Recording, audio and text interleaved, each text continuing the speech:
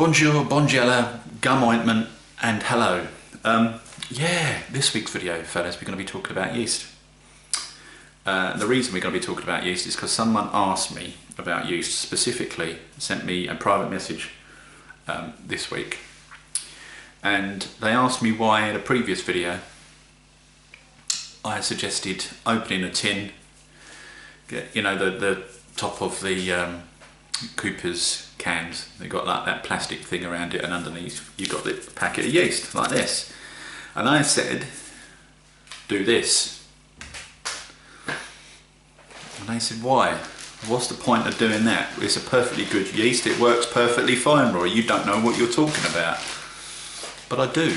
So I thought what I'd do is come on here and explain why I am recommending that you do that with the yeast that you get in the very cheap kits, like your bog standard Cooper's kits. Now I'm not talking about the Cooper's International brand, because you get different yeasts. Now there's 3 yeasts you can get, fellas. Let me just reach down and pick that one up. Hello. Right, you probably see these ones in Munton's kits, the winter's warmers, that kind of thing. Do the same with these as well, you know, get them and go like that. These are the Cooper's ones. So we've got the bog standard Cooper's one, which you'll find in most of the Cooper's kits. That's their special brewer's yeast, and there's only 5 grams of that, okay? As with the Munton's yeast, only 5 grams. There's no indication on the sachet at all as to the date, used by date. So if a kit's been sitting around for a while, you don't know how long that yeast has been sitting around with it. If you're using the Cooper's International lager, you'll see you get slightly a little bit more. You get 7 grams. Excuse me. You get 7 grams of yeast, so you get an extra 2 grams of yeast. Woohoo! This is a mixture of lager and ale yeast. It's Cooper's special hybrid, and it allows you to brew at slightly lower temperatures than you would do your normal yeast, your ale yeast. However, again, with that, chuck it. The reasons are thus: A, you don't know how long that yeast has been sitting around for. B, there's not enough yeast there really. 5 grams is not enough. As soon as you throw that yeast on the top of your beer, a lot of those yeasties are going to die of shock, and so you won't necessarily get all of your beer fermented out all the way that you want it to. And also, it's a cheap yeast, fellas, and cheap is not necessarily the way to go. Beer is only as good as the yeast you throw in there. You can have a fantastic kit, but throw a cheap shit Cooper's yeast in there and it's not going to taste as good as it can do. Now you've probably seen these sachets lying around. This is a Saf lager yeast. This is an S23. I had one of these lying around. Ale yeast, Safe Ale US05 for US style beers, and Saf Ale S04 for British beers. You get 11.5 grams. This is enough to make a decent beer.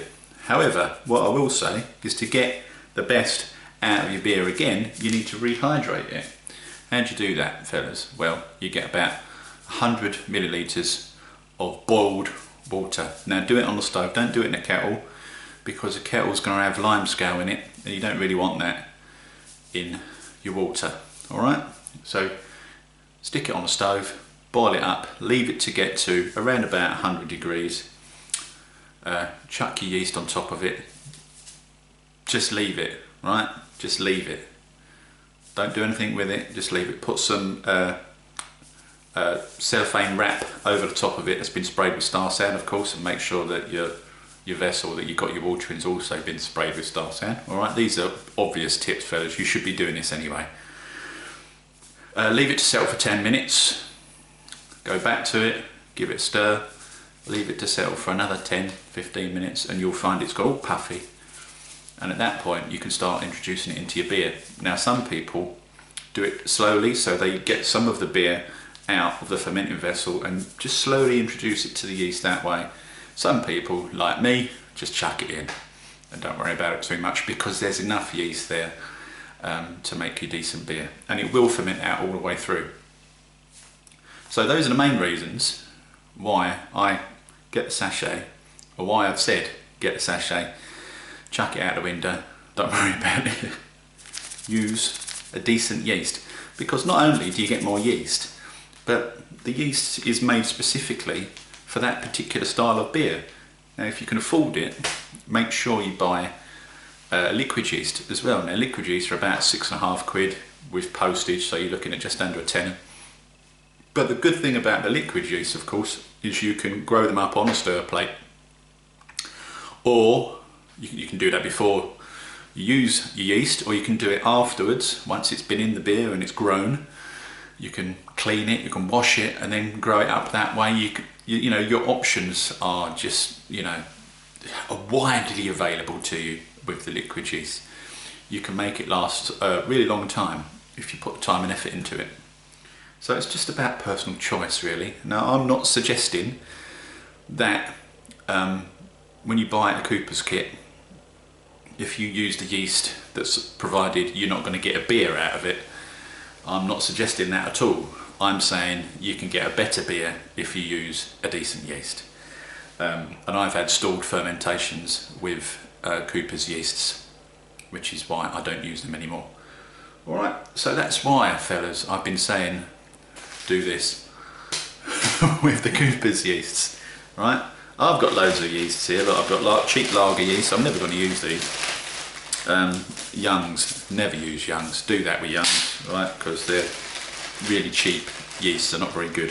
The ones you get in the premium kits are good, but these ones, the cheap ones, are not very good.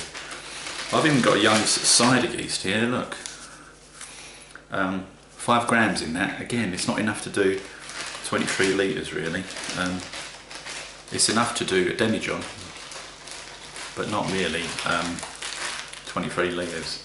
So yeah, just take that into mind.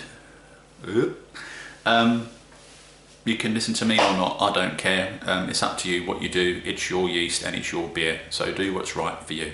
That's all you can do, innit, fellas? What else has been going on? What else did I want to talk about today? Oh yeah, I've been bottling today. The kitchen is in a bit of a mess, and I've been bottling the Festival Golden Stag. Now, I don't know whether I said this on the previous Homebrew Wednesday video. I certainly mentioned it on the Facebook group. I had a Festival Golden Stag kit, and it arrived in the post, and it was all bashed up, and it leaked a little bit. So the good people that I bought it from gave me a refund, and they said it might be salvageable if you boil the malt. Now I didn't want to do that. I didn't think that was a good idea to boil the malt, because it may well be pre-hopped, in which case if you stick it on the boil you're going to lose all the flavours. But fortunately it was salvageable. I just did what I normally do. Made sure I cleansed everything with Star San and all the usual stuff, and it's come out absolutely fine. So you can sometimes salvage kits, fellas. You just need to, you know, take a look at it and say to yourself, can I salvage this? Is this salvageable? I reckon it probably is. And in this case it smells fantastic and it tastes all right as well. So it's exactly how it should taste. Now, one thing I do want to show you. Now the reason I'm going to show you this is only because I've just bottled it. Now this goes on your end of your siphon. Right? Look at that. See, this is a siphon, or it's the part of a siphon, and it goes on the end there, and it's like a little siphon bag. And you tie a little knot in it, and you put it into your beer, and you siphon off your beer. Now this is really good for dry hopping. Now, if you're going to use pellet hops especially, pellet hops are going to go everywhere, and they're going to get into your beer, and it's going to be a pain in the arse siphoning it off. You might have to do it 2 or 3 times to get all the shit out. With this, you don't have to, because when you siphon it off, it don't go into your beer in the first place. Now, I think it's a damn shame these things aren't sold separately. Now, you can get bags like these, you know, sort of nylon bags. Make sure they're nylon first. But they sort of start around about that size, and they're basically hop bags. They're not really hop bags, they use them for jam and stuff like that, but they're perfectly fine for putting hops in. So I use the big bag for my dry hopping now, and I use this to siphon beer off of all of the hops and stuff, all of the sludge that's left behind, into a secondary vessel where the sugar is, and then I bottle it, and then I've got myself a decent beer with no bits floating around in. So yeah, these come with the festival kits. I don't know whether it comes with all the festival kits. It certainly comes with the Festival Golden Stag. I'm assuming it does, because why wouldn't it really? Why would they just put it in one kit and not any others? And it's brilliant, and I'm always using it for that. So yeah, get yourself a Festival Golden Stag beer kit. It's well worth it. It's a great beer, and you get a little siphon bag with it as well. So that's been bottled. That's fantastic. What have I got here though? Ha ha ha ha. Here's one I prepared earlier. Now this is a Cooper's IPA. But you're saying to yourself, Roy, you don't normally do Cooper's kits. Well, I've never had a Cooper's IPA before, and I thought I would go mental on it. So I did. I threw in 100 grams of additional hops. Now 50 grams of those hops were done on the boil for 10 minutes, and the other 50 grams were thrown in for dry hopping. And I used Centennial, I used Amarillo, I used something else, and another hop as well. I'll stick down below what I used. Can't remember off the top of my head. And so here is the taste test of my mental IPA. I can't think of another name for it at the moment. I'm sure the one will come to mind, but it's fairly clear. The glass is a little bit dirty. Good job we're moving, because the dishwasher isn't very good, I'm afraid. It doesn't always clean the glasses properly, and you end up, you know, oh, don't get me started, folks. We're moving, it's fine. We're leaving that behind. So yeah, it looks like decent enough. Not an awful lot of smell going on in there, but my sinuses have been playing up this week, so it could just be that I can't smell it.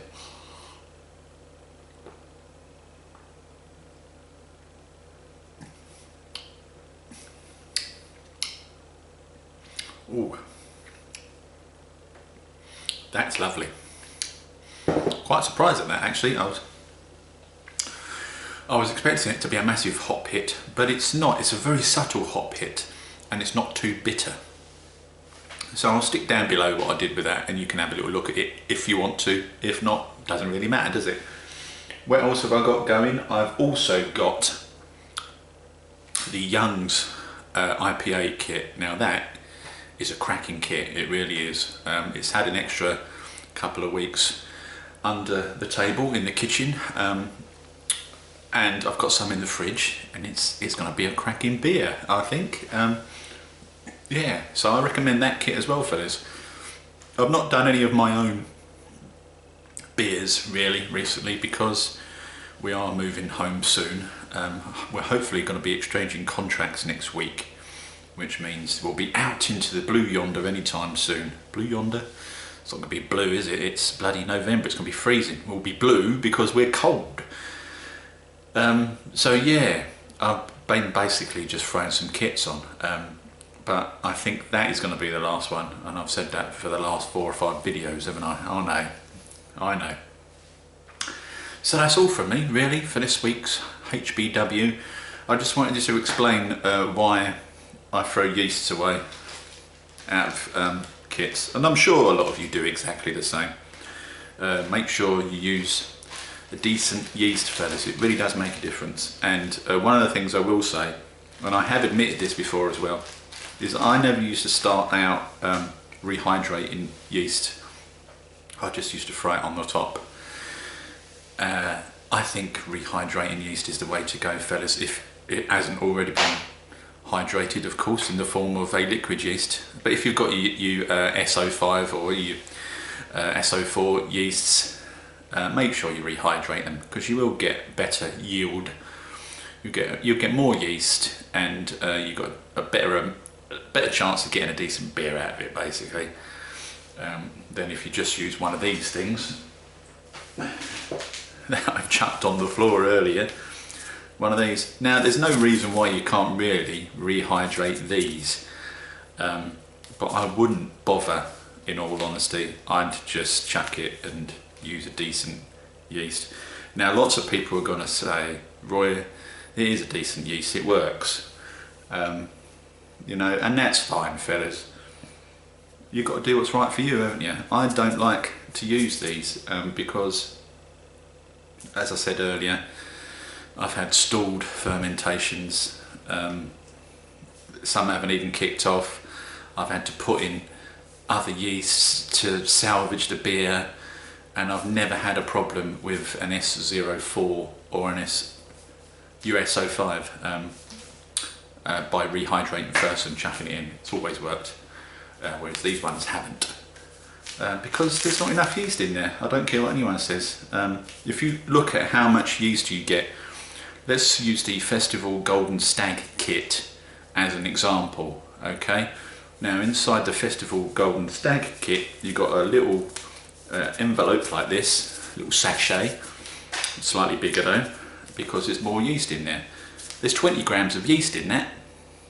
Now, they've thrown 20 grams of yeast in there for a reason, fellas, because it needs 20 grams of yeast to ferment all the way through properly and get yourself a decent beer.